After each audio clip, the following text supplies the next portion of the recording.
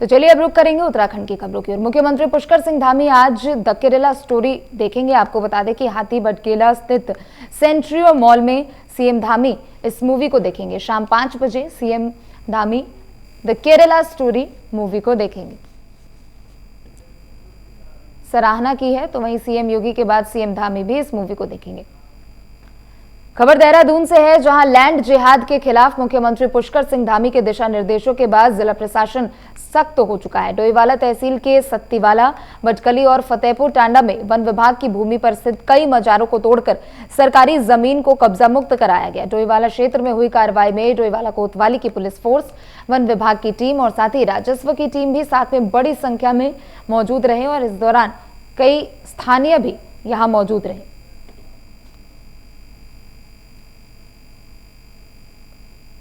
Sir जो one विभाग के अंतर्गत कहीं पर भी, चाहे वो मस्जिद हो, मजार हो, छोटे मोटे मंदिर हो, ये सब हटाए जा रहे हैं।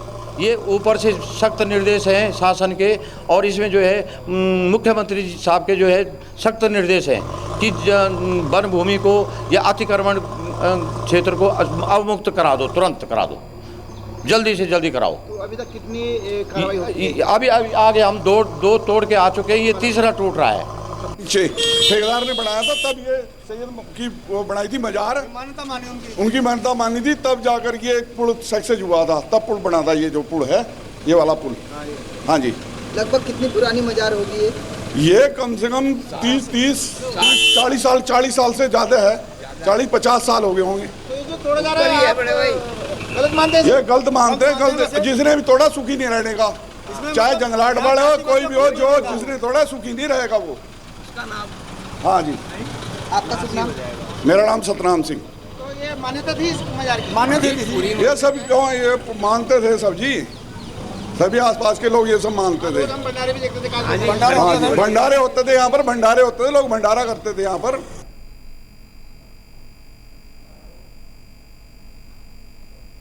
तो लव जिहाद के बाद अब उत्तराखंड में लैंड जिहाद को लेकर प्रशासन का रवैया सख्त नजर आ रहा है। आपको बता दें कि सरकारी जमीनों पर अवैध तरीके से जो मजार बनाए गए हैं उनका ध्वस्तीकरण किया जा रहा है। सरकारी जमीन पर तकरीबन कई ऐसे मजार बने हुए थे जिसको ध्वस्त किया गया है। ज्यादा जानकारी के लिए राजकुमार हमारे साथ जुड़ चुके हैं। राज, देखिए, लैंड जिहाद के लव जिहाद के बाद अब उत्तराखंड में लैंड जिहाद को लेकर प्रशासन सख्त नजर आ रहा है। बिल्कुल, देखिए, मुख्यमंत्री पुष्कर सिंह धामी ने साफ कर दिया कि उत्तराखंड क्योंकि देवभूमि है और देवताओं का यहाँ वास है, तो यहाँ उत्तराखंड में कम से कम लैंड जिहाद के मामले को लेकर किसी भी तरीके से किसी को बख्शा नहीं जाएगा। क्योंकि सरकारी जमीनों पर हमने देखा है कि किस तरीके से लोग अतिक्रमण कर रहे थे और मजार का निर्माण कर रहे थे, या इसके अलावा और भी तमाम धार्मिक स्थल थे जिनको बनाया जा रहा था। तो अब कम से कम धामी सरकार की जब एक्टिव होने से तो प्रशासन भी एक्टिव है। लगातार हम देख रहे हैं, डोईवाला में आज दूसरा दिन है जब ये अवैध मजारों के खिलाफ या अवैध कोई भी धार्मिक स्थल है उसके खिलाफ यहाँ लगातार कार्रवाई हो रही है। तो लोगों में थोड़ी सी नाराजगी इस बात को लेकर कि कुछ मजारे ऐसी है जिनको लोग कह रहे हैं कि ऐतिहासिक है, उनका अपना महत्व है। लेकिन वन विभाग की टीम ने साफ कर दिया कि फॉरेस्ट की जमीन पे जो भी मजार है उसको तोड़ा जाएगा, क्योंकि वन भूमि पर ये सीधे सीधे अतिक्रमण है। और क्योंकि सरकार के भी आदेश है, इसके अलावा प्रशासन भी चाहता है कि सरकारी जमीन को अतिक्रमण मुक्त की जाए ताकि ये जमीन सरकार के किसी काम आ सके। तो लगातार ये अभियान चल रहा है। आज डोईवाला की अगर मैं बात करूँ तो डोईवाला के सत्तीवाला में मजार तोड़ी गई है, फतेहपुर मादरी में परिवार की टीम के द्वारा मजार को तोड़ा गया है। और कहीं ना कहीं इसमें पुलिस विभाग भी इनका साथ दे रहा है, प्रशासन की टीम का। इसके अलावा राजस्व की टीम है और तहसील प्रशासन की टीम है। तो लगातार प्रशासन ने साफ कर दिया कि किसी हाल में किसी को नहीं बख्शा जाएगा। इससे पहले कल हमने रानी पोखरी में देखा था कि काफी ज्यादा पुरानी मजार थी, उसको तोड़ा गया था सिंचाई विभाग की वो जमीन पर काफी थी। तो लगातार चिन्हित की जा रही हैं ऐसी मजारें जो सरकारी जमीन पर बनी है, उनको तोड़ा जा रहा है एक एक करके। हालांकि कुछ लोग विरोध इसलिए भी कर रहे हैं क्योंकि कुछ मजारों का इतिहास लोग गिना रहे हैं, लेकिन प्रशासन किसी की समाप्त नहीं आ रहा है। प्रशासन साफ कर दिया कि सरकारी जमीन को हर हाल में खाली कराया जाएगा और इस दिशा में लगातार आगे भी कार्रवाई होती रहेगी। जी, साथ ही क्या राज कोई अल्टीमेटम भी दिया गया है कि इतने समय के अंदर में इस कार्रवाई को पूरा कर लिया जाना है? बिल्कुल, देखिए, प्रशासन की तरफ से पहले सभी जो मजारे हैं उनको एक नोटिस जारी किया गया है कि 15 दिन के भीतर प्रशासन की कार्रवाई होने जा रही है। हालांकि किसी भी मजार की तरफ से कोई जवाब नहीं दिया गया था। उसके बाद प्रशासन ने एक बड़ी कार्रवाई की है। सभी मजारों को हटाने की कार्रवाई शुरू हो चुकी है। अभी लच्छीवाला वन प्रभाग के अंतर्गत जो भी मजारें वन विभाग के क्षेत्र में बनी हुई हैं उनको तोड़ा जा रहा है। इसके बाद फिर तहसील प्रशासन राजस्व के साथ मिलकर अन्य जमीन चिन्हित करेगा जहां पर इस मजार है तो उनको भी तोड़ा जाएगा। तो यही कार्रवाई लगातार आगे बढ़ रही है। कुछ लोग पक्ष में है तो कुछ लोग विरोध में भी है। जी ठीक है, बहुत बहुत शुक्रिया आपका जानकारी देने के लिए।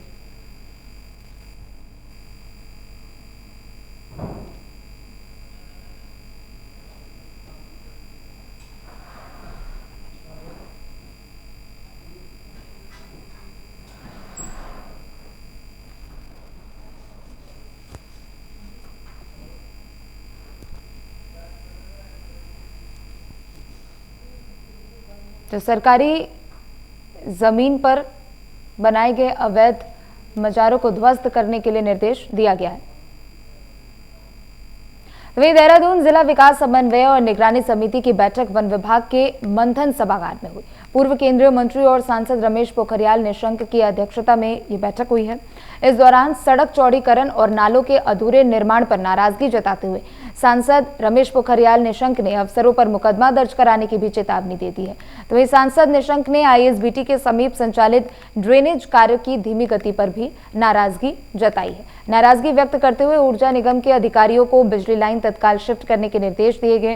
तो वहीं रमेश पोखरियाल निशंक ने जिलाधिकारी को निर्देश दिए कि यदि तय समय के अंदर काम पूरा नहीं होता है तो उसके बाद अफसरों पर एफआईआर तक दर्ज कराई जाएगी।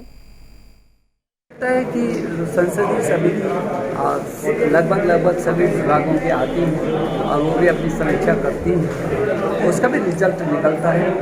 और अभी जल संसाधन मंत्रालय की जो कमेटी आई है वो नमामि गंगे से लेकर अमृत योजना से लेकर पेयजल और जल मिशन वाले सभी की समीक्षा करेंगे।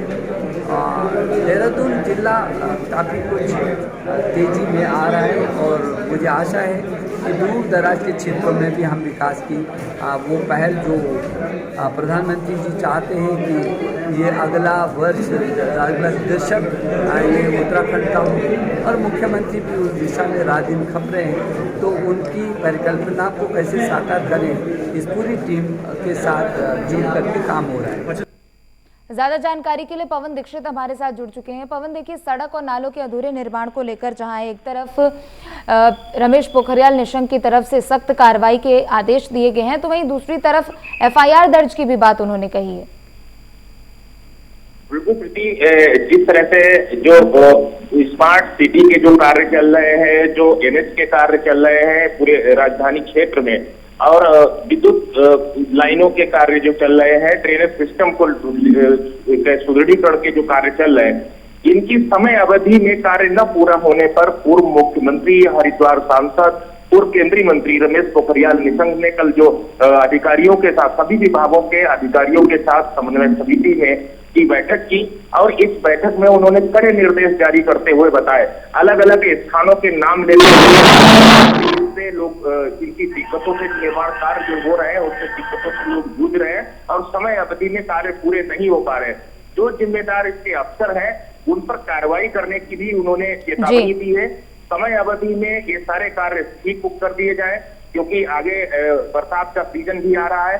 ऐसे में अगर ड्रेनेज सिस्टम बिल्कुल नहीं हो पाएगा तो बरसात के मौसम में राजधानी की सूरत कुछ और ही नजर आएगी।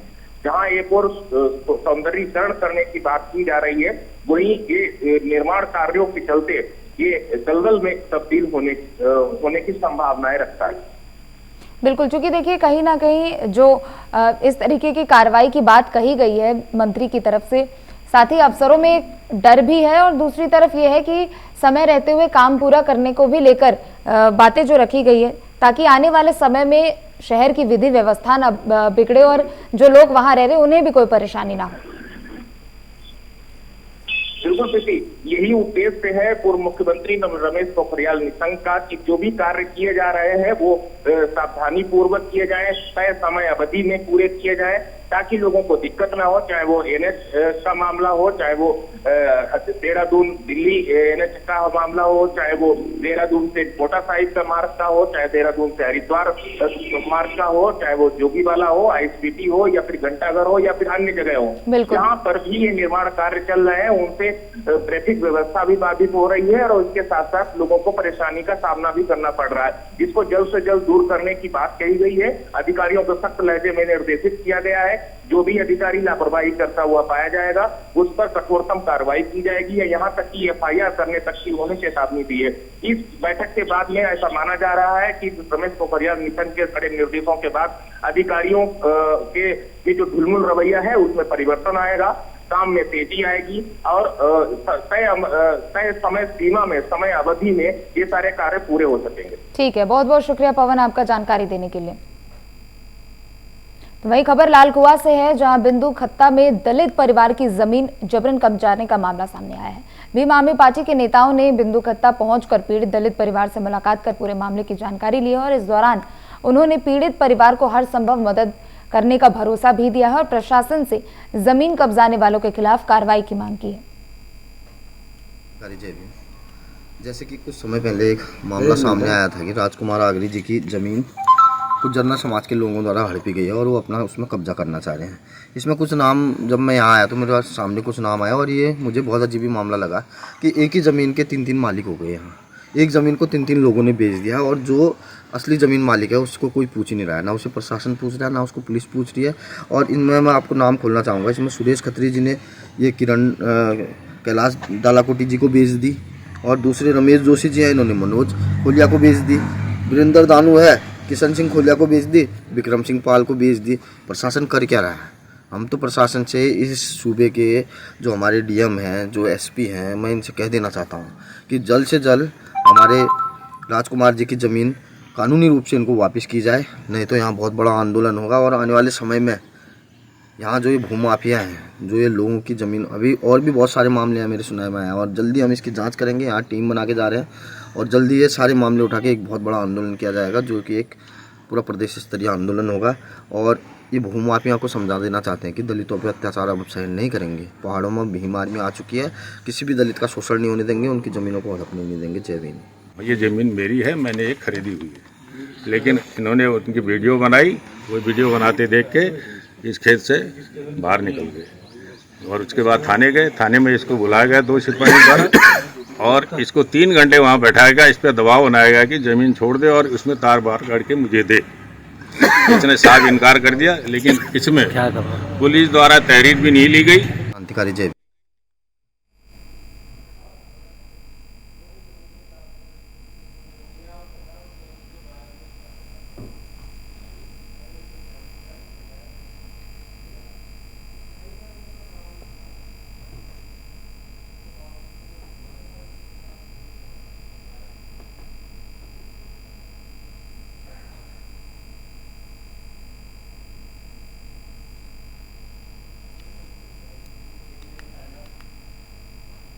तो वहीं उद्यान विभाग में हुए घोटाले के मामले में जवाब तलब किया गया है। हाईकोर्ट ने राज्य सरकार से 1 सप्ताह के भीतर जवाब देने को कहा है। मामले की अगली सुनवाई 14 जून को होगी। आपको बता दें, रानीखेत उद्यान विभाग में करोड़ों का घोटाला हुआ था। जांच करने वाले जिलाधिकारी का जवाब पेश करना आवश्यक होगा। ज्यादा जानकारी के लिए जितेंद्र पेटवाल हमारे साथ जुड़ चुके हैं। जितेंद्र, देखिए, रानीखेत उद्यान विभाग में करोड़ों रुपए के घोटाले का ये मामला है और अब ऐसे में जवाब दाखिल करने के लिए राज्य सरकार को हाईकोर्ट ने 1 सप्ताह का समय दिया है। देखिए, जाहिर सी बात है, क्योंकि इस तरह के जो मामले होते हैं उनमें जब लेट सती भी होती है तो उसमें न्यायालय भी संज्ञान ले लेता है। और एक रिट जो है न्यायालय में जारी हुई, तो दायर हुई थी उद्यान विभाग के घोटाले को लेकर। तो उस मामले में अब जो जवाब तलब हुआ है, हाईकोर्ट ने राज्य सरकार से 1 सप्ताह के भीतर जवाब दाखिल करने को कहा है और मामले की जो अगली सुनवाई है वो 14 जून को रखी गई है। साथ ही जांच करने वाले जो जिलाधिकारी है उनका जवाब भी इस दिन पेश होना है, तो उनको भी निर्देशित किया गया है कि वो भी इस मामले में अपना जवाब पेश करें। तो कुल मिलाकर अब देखने वाली बात होगी कि सरकार की जो अगली रणनीति है वो क्या होगी। साथ ही जितेंद्र, इसके बारे में थोड़ी जानकारी दे। जो रानीखेत उद्यान विभाग में करोड़ों रुपए के घोटाले का मामला है, अब तक इसमें किस तरीके से कार्रवाई हो चुकी है और कब कब सुनवाई हो चुकी है? देखिए, काफी लंबा ये मामला है, पहले से काफी पहले का मामला है और समय समय पर जो कोर्ट की प्रक्रियाएं होती हैं उस अनुरूप जो है इससे जो चर्चा है, वार्ता है, बहस है, वो हुई है। लेकिन एक बार फिर जब मामले की सुनवाई की अगली तिथि जो है वो घोषित हुई है, वो 14 जून को हुई है और इस घोटाले को लेकर अब हाईकोर्ट ने फिर दोबारा राज्य सरकार से 1 सप्ताह के भीतर जो है जवाब पेश करने को कहा है कि आखिर इस घोटाले की जो जांच है या उसकी जो अनियमितताएं हैं उनके अभी तक स्पष्ट प्रमाण है वो क्यों नहीं सामने आए, स्पष्ट तथ्य हैं जो सामने नहीं है, जांच में क्या हुआ इसी को लेकर जवाब मांगा गया। ठीक है, बहुत बहुत शुक्रिया जितेंद्र आपका जानकारी देने के लिए। खबर किच्छा से है, जहां हेयर सैलून से एसी के आउटडोर यूनिट की चोरी करने पर पुलिस ने 2 कबाड़ी सहित 5 आरोपियों को गिरफ्तार किया है। पुलिस क्षेत्राधिकारी ओम प्रकाश शर्मा ने कोतवाली परिसर में बताया कि 5 आरोपियों के पास से एसी की 2 आउटडोर यूनिट बरामद हुई। आरोपियों ने बताया कि वह 2 से 2,500 रुपए प्रति इन यूनिट को कबाड़ी के तौर पर बेचते थे। पुलिस ने आरोपियों के खिलाफ केस दर्ज कर लिया है और साथ ही न्यायालय भी भेज दिया है।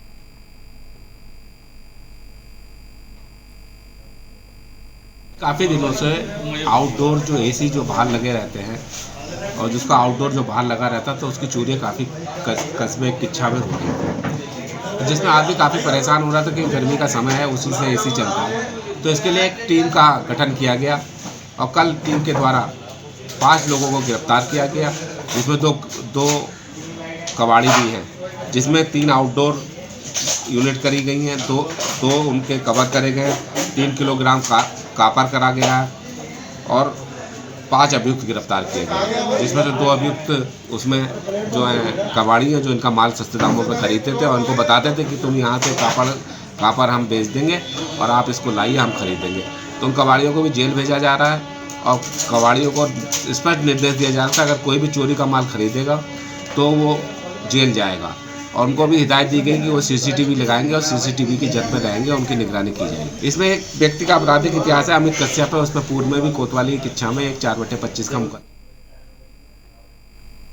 इसी बीच बड़ी खबर आपको बता दें, जहां देहरादून में बिकने वाली बियर मानकों पर खरी उतरी नहीं है। तो ये बड़ी खबर एक और आपको बता दें, केदारनाथ धाम में लगातार हो रही बारिश और बर्फबारी। खबर देव प्रयाग से है, जहां 4 धाम यात्रा से लौट रहे राजस्थान के यात्रियों की गाड़ी बद्रीनाथ एनएच पर देवप्रयाग 82 के पास दुर्घटनाग्रस्त हो गई, लेकिन इस दौरान कोई क्षति नहीं हुई। जिस समय वाहन दुर्घटनाग्रस्त हुआ, देवप्रयाग विधायक विनोद कंडारी वहां से इसी वक्त गुजर रहे थे।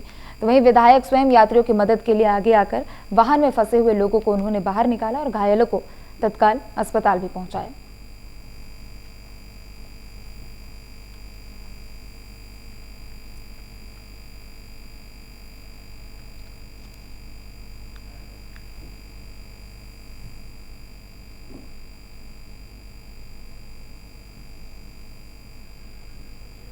देहरादून में मेडिकल की सीटों के लिए अब केंद्रीय काउंसिल से दाखिले होंगे। राज्य के मेडिकल कॉलेज अब मनमानी नहीं कर सकेंगे। एमबीबीएस और बीडीएस की सीटों को लेकर केंद्र ने सचिव को पत्र भेजा है। राज्य कोटे की 85% सीटें अब एमसीसी माध्यम से ये भरी जाएंगी। राज्य के 7 मेडिकल कॉलेजेस में देहरादून नगर निगम शहर को स्वच्छ बनाना चाहता है। स्वच्छता सर्वेक्षण 2023 में देहरादून अच्छी रैंक हासिल कर सके, इसे लेकर देहरादून नगर निगम कई जगहों से डस्टबिन हटा रहा है ताकि देहरादून को डस्टबिन फ्री सिटी बनाया जा सके। मुख्य नगर स्वास्थ्य अधिकारी अविनाश खन्ना ने बताया कि देहरादून शहर के मुख्य मार्गों पर कुछ जगह को चिन्हित करके उन्हें डस्टबिन मुक्त कराया जा चुका है और आगे भी नगर निगम देहरादून शहर को गार्बेज फ्री और डस्टबिन फ्री सिटी बनाने के लिए प्रयास किया जा रहा है। उन्होंने बताया कि अगले 2 महीने तक नगर निगम ये कोशिश करेगा कि देहरादून को डस्टबिन मुक्त किया जाए ताकि मॉनसून में लोगों को दिक्कतें ना हो। देखिए, अभी पिछले 10 से 15 दिनों में हम लोगों के द्वारा जो है शहर के मुख्य मार्गों में जो हमारे बिन्स वगैरह रहते थे उन लोगों को, उन क्षेत्रों को चिन्हित करके कई क्षेत्रों को जो है बिन मुक्त कर दिया गया। जैसे सिल्वर सिटी वाला एरिया था, आनंदम के सामने था, इसी प्रकार से जो है हमारा माता मंदिर रोड है और साथ ही साथ जो है गंगोत्री विहार कैनाल रोड पे, ईसी रोड पे, तो पूरी तरीके से बिन मुक्त कर दिए गए और वहाँ पे हम लोगों ने डोर टू डोर सर्विसेज को स्ट्रॉन्ग कर दिया है, क्योंकि कूड़ा जनरली वहीं से आता था, वहीं घरों से, दुकानों से और कमर्शियल एस्टेब्लिशमेंट्स से। तो वहाँ पे जो है वाहनों को सुचारू रूप से चालू कर दिया गया, जिससे कि लोग जो है वाहनों में ही अपना जो है कचरा देते हैं और इस प्रकार से हम लोग बिन मुक्त सिटी को जो है सक्सेसफुल कर पाए।